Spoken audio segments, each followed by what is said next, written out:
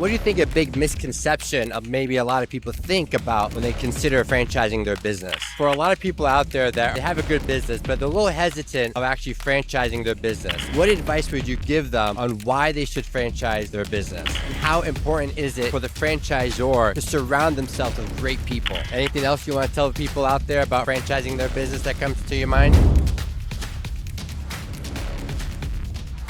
All right, so who am I with today? I'm Todd Hopkins. Todd Hopkins, great to meet you. I met you a while back. I've seen your success. Tell the audience a little bit about, how you got started and the business that you started. Well, I've been an entrepreneur all my life since second grade. Actually, that was the most profitable. Highest margin business I ever had. I was selling bubble gum in the second grade on the black market because they didn't allow gum in the schools. But anyway, my bubble gum selling days ended at some point because of the teachers, but my entrepreneurial desires were just beginning. In college, I wrote a research paper on how to franchise in the commercial cleaning industry, and that became my first real business, and that was OfficePride. What I love about franchising is it's an expansion strategy, really. Franchising itself, I'm not sure if it's an industry as much, it's an expansion strategy on how to grow your business using wonderful people and their vision and their dreams for wanting to build something for themselves. They combine the model that I had with their energy and their vision and their money. They grew great businesses over the years, and it was a win-win for all of us. And that was OfficePride, commercial cleaning. And I love doing it. I've never looked back on that. Now I've launched a new thing that's called the Strategic Thinking Network, which is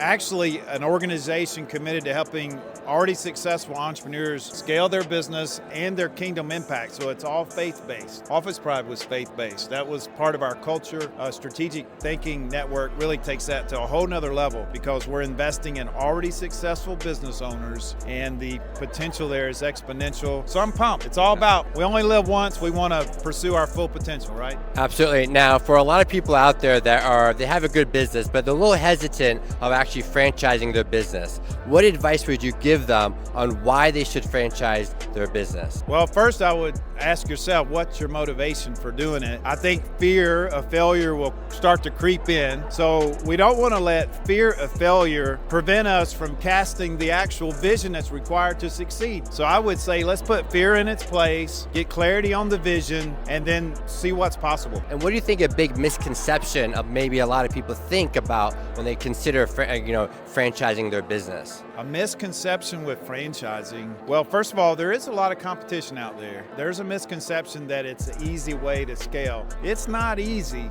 but it's worthwhile. I mean, if you can set high standards, you can recruit the right people, you create a system, and it helps people succeed and achieve their dreams, it's worthwhile, but it's not easy. So I think there probably is a misconception that, hey, I can go out there and I can sell tons of franchises and I'm going to have a successful business. But at the end of the day, if your franchisees aren't successful, you're not going to be successful. And how important is it for the franchisor to surround themselves with great people? Oh, it's all about the team. So a one-person show can only go so far. So if you really want to build something, I mean, it's important if you want to scale. If you want to have a couple of franchisees and you can pour into, you could probably do that as one person. But if you really want to build a system, you have to find people who think the way you think. You want to be like-minded, be committed to the franchisee's success.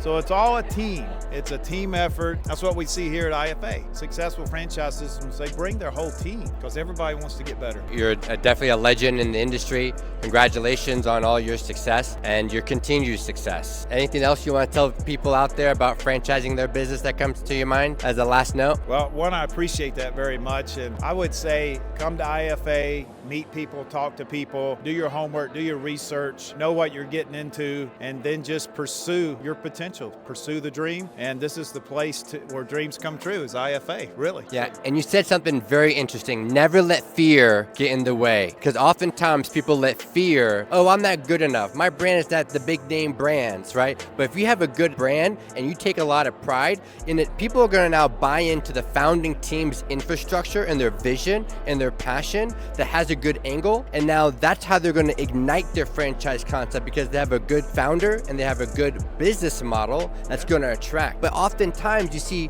a lot of people falling in fear, oh, what if, like you talked about, that really pigeonholes that business. Self-fulfilling prophecy, the fear, they take their foot off the gas and they end up not doing the very thing that's required to succeed because of fear of failing. and then they end up failing because of that. So we don't want fear of failure to control our destiny.